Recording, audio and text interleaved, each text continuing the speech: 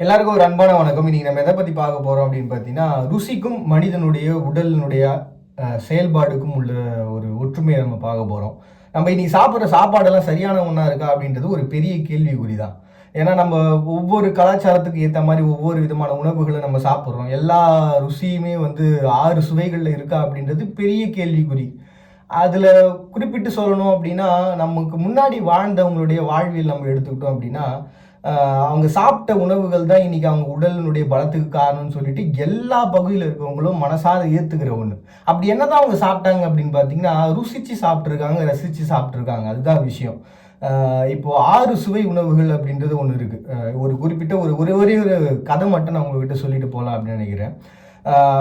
சோழர்கள் இருந்த அந்த காலகட்டத்தில் அங்கே வந்து பார்த்திங்கன்னா உணவு உண்றதுக்கு அப்படின்னா ஒரு தனி கூடம் ஒன்று இருக்கும்.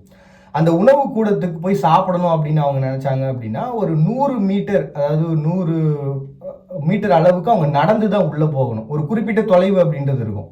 அதே மாதிரி சாப்பிட்டு மறுபடியும் ஒரு குறிப்பிட்ட தொலைவு தூரம் அவங்க நடந்து வரணும். ஸோ நம்ம சாப்பிட்டதுக்கு அப்புறம் ஒரு குறிப்பிட்ட ஒரு செயல்பாடுன்றது உடலில் தேவை அப்படின்றதுக்காக உருவான ஒன்று தான். இப்போ உடலினுடைய இயக்கம் அப்படின்னு சொல்லி நம்ம தனியாக வச்சுப்போம். இப்போ இன்னொரு பக்கம் பார்த்தீங்கன்னா ருசி அப்படின்ற ஒரு கான்செப்ட். அந்த ருசிக்கும் அந்த உடலினுடைய இயக்கத்துக்குமான ஒரு சம்பந்தம்ன்றது எப்படிப்பட்டது. இப்போ நம்மளுடைய சிந்தையை நம்ம எடுத்துக்கிட்டோம் அப்படின்னா 6 அறிவுகள்ன்றது இருக்கு. இதை வந்து தொல்காப்பியத்தில் எப்படி சொல்லுவாங்கன்னா, 1 அறிவதுவே, 2 அறிவதுவே, 3 அறிவதுவே அப்படின்னு சொல்லிட்டு ஒரு பாட்டு வரும். 1 அறிவதுவே, உற்றறிவதுவே, 2 அறிவதுவே, அதனோடு நாவே, 3 அறிவதுவே, அதனோடு மூக்கே, 4 அறிவதுவே, அதனோடு செவியே, 5 அறிவதுவே, அதனோடு கண்ணே, 6 அறிவதுவே, அதனோடு மனநே அப்படின்னு சொல்லுவாங்க. மனிதனுடைய 6 விதமான குணங்கள் பற்றியான குறிப்பு தான் தொல்காப்பியத்தில் இது வர்ணிச்சிருப்பாங்க. சரி, இப்படி ஒரு விஷயம் இருக்கு. இது எதுக்காக தொல்காப்பியத்துல இந்த 6 அறிவை இப்படி வர்ணிக்கும் அப்படின்னு பார்த்தீங்கன்னா, நம்மளுடைய 5 அதுல 6வதா பார்த்தீங்கன்னா மெய். நம்மளுடைய தமிழினுடைய ஒரு எழுத்துக்களை எடுத்துக்கிட்டோம் அப்படின்னு வச்சுங்களேன், உயிரெழுத்து, மெய்யெழுத்து, உயிர்மெய் எழுத்து அப்படின்னு. நம்மளுடைய உயிர் எழுத்தா வரக்கூடியது பார்த்தீங்கன்னா அ ஆ இ ஈ உ ஏ.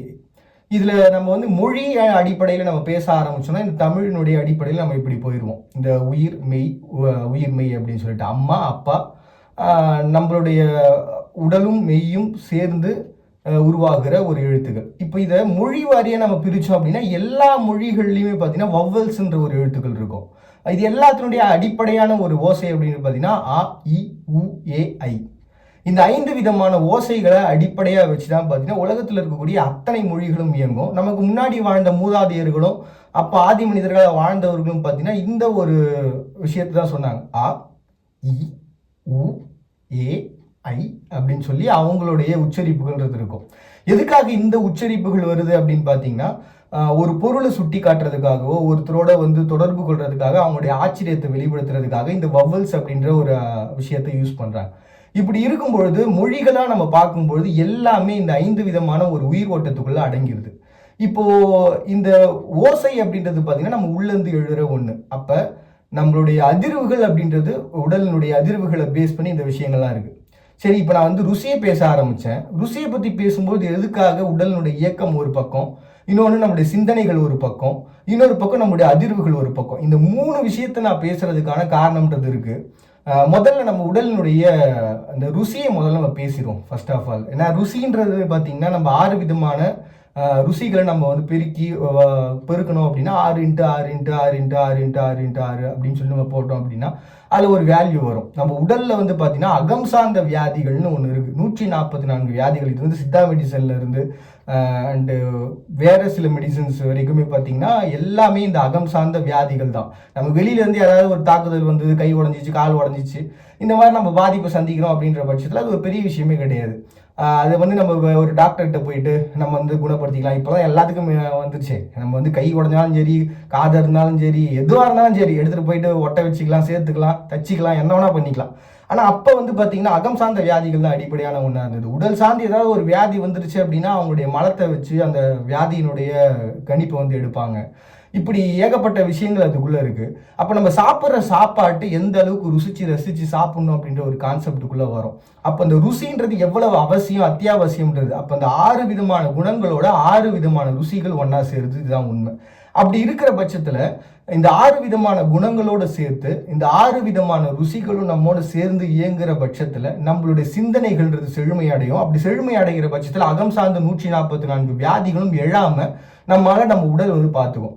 இப்போ நம்ம அது எப்படி நம்ம சாப்பிட்றதுனால எப்படி உடல்ல வந்து தெம்படையும், நம்ம எப்படி நம்ம வந்து பலமா இருக்கலாம் அப்படின்னா, இப்போ ஒரு விஷயத்துக்குள்ள வரலாமே. இப்போ நமக்கு அடிபட்டுருச்சு, நம்ம என்னைக்காவது அடிப்பட்ட இடத்தையே பார்த்துக்கிட்டே எனக்கு வலிக்குதுங்க, அப்படியே என்ன பண்ணுறது, சரியாயிடுமான்னு நம்மளோட சிந்தைக்குள்ளே சொல்லிக்கிட்டே இருக்கிறது இல்லை. ஒரு குறிப்பிட்ட நேரம் நம்ம படுத்து தூங்கிடுவோம்.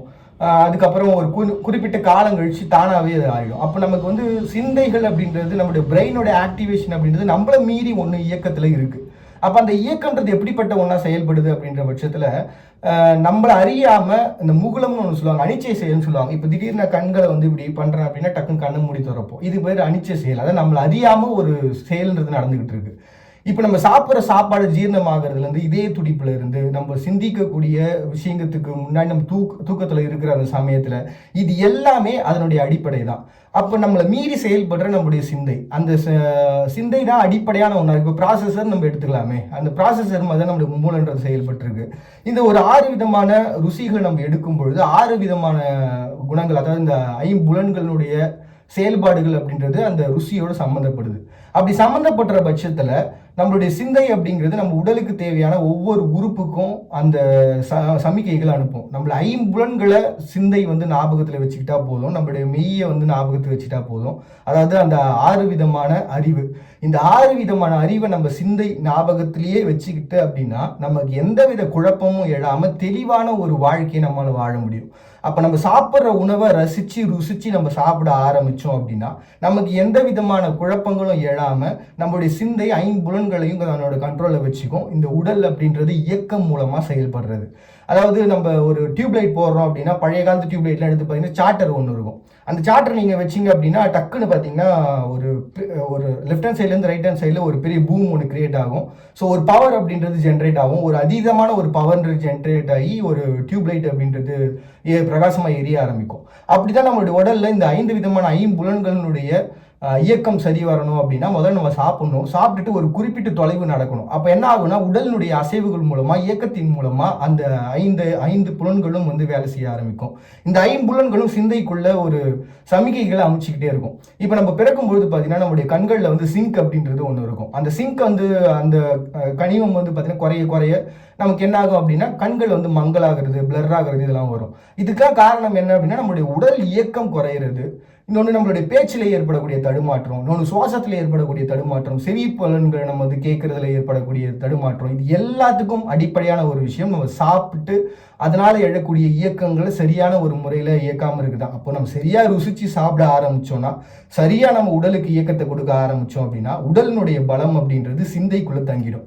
அப்போ நம்ம சிந்தை வந்து 5 புலன்களையும் சரியாக இயக்க ஆரம்பிச்சது அப்படின்னா, நம்ம உடலில் வந்து சரியான ஒரு இயக்கத்தை கொடுக்க ஆரம்பிச்சது அப்படின்னா உடலினுடைய பலம் அப்படின்றது என்னைக்கா இருந்தாலும் கூடிக்கிட்டே தான் இருக்கும்.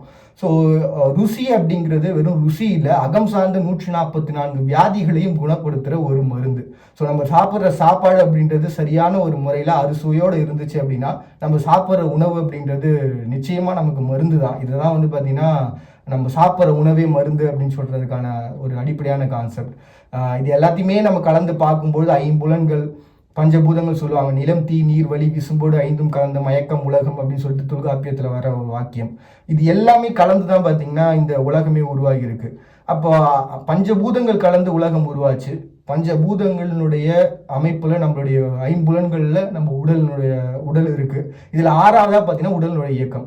நம்ம மற்ற 5 அறிவு ஜீவன்களுக்கும் நமக்கும் உள்ள வித்தியாசம் என்னன்னா, நம்ம என்ன பண்ண போறோம், ஏது செய்ய போறோம் அப்படின்றத நாம டிசைட் பண்ணி பண்ணுவோம். அப்படி பண்ற ஒரு இயக்கம் தான் இந்த ஒரு சரியான ஒரு இயக்க முறைகள் அப்படின்றது நமக்குள்ள இருக்கு. அப்படின்ற பட்சத்தில் நம்ம சரியா ரசிச்சு சாப்பிட ஆரம்பிச்சோம். அப்படின்ற பட்சத்தில் நமக்கு அகம் சார்ந்த வியாதிகள் இல்லாமல் நம்மளால வாழ முடியும். அதுக்கான ஒரு கான்செப்ட் தான் இது. சமீபத்தில் படித்த ஒரு புத்தகத்தில் இந்த அகம் சார்ந்த வியாதிகளை பற்றியும் ருசிக்குமான ஒரு தொடர்பை பற்றி பேசியிருந்தாங்க. அது உங்ககிட்ட ஷேர் பண்ணணும்னு தோணுச்சு, அதனால தான் ஷேர் பண்ணேன். மறுபடியும் இதே போல ஒரு அழைக்க தொடர்ந்து சந்திக்கிறார். உங்கள்கிட்ட நான் உங்கள் பாண்டியை நீங்கள் பார்த்துட்டு இருக்கீங்க. நிகழ்ச்சி முடிச்சு.